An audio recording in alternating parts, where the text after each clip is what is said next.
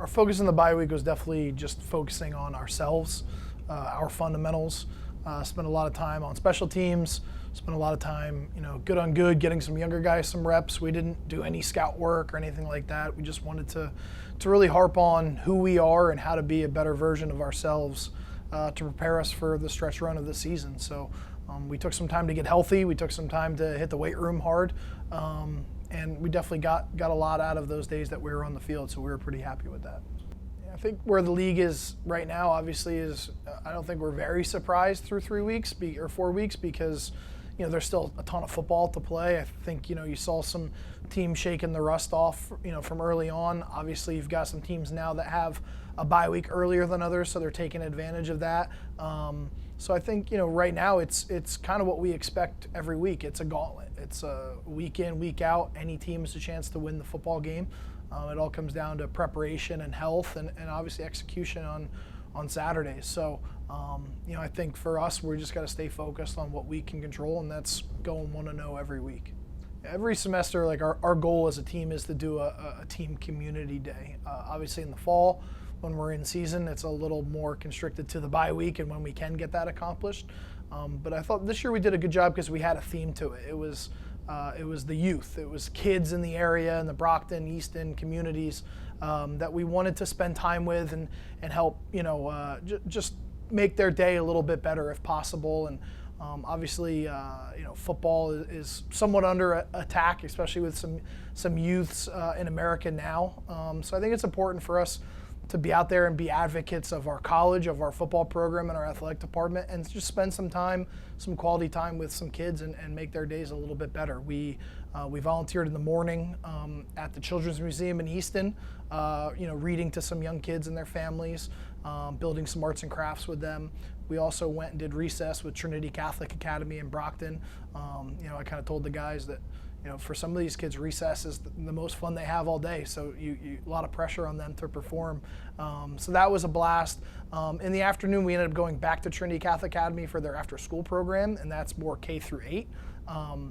So again, we were, played some basketball with them, did some arts and crafts, hung out with them, just tried to, make an impact.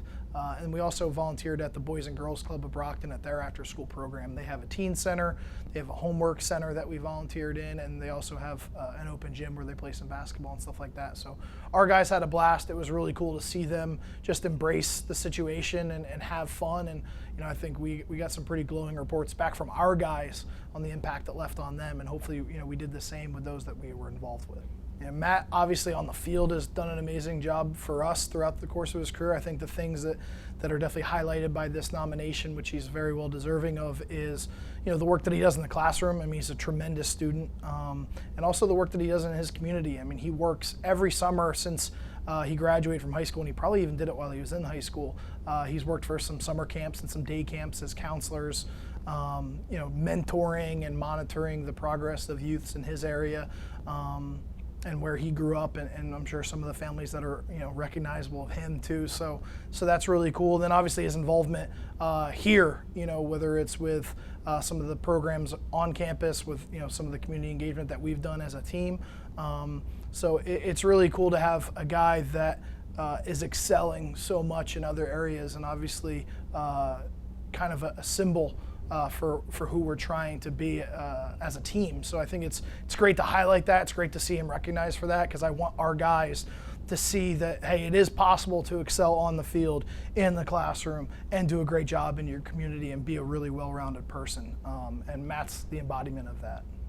Yeah, AIC's a very talented football team. They have a lot of athletes all over the field. They really feed off their defense. I think you saw that this past weekend, and even when they are successful, and even when they're not successful, their defense, they've been stout, for years. They had a couple turnovers this past weekend. They had a goal line stand that was a huge, turning point at the end of the game.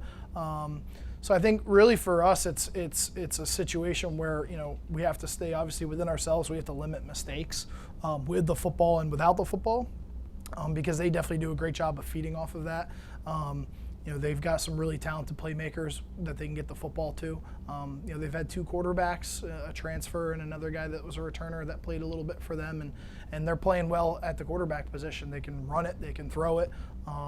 So we definitely have our hands full as a program. We're fortunate to have a couple extra days to prepare. And obviously, it's a program that we haven't had a ton of success against in the past. So there's a little extra motivation there to kind of rewrite the record books a little bit.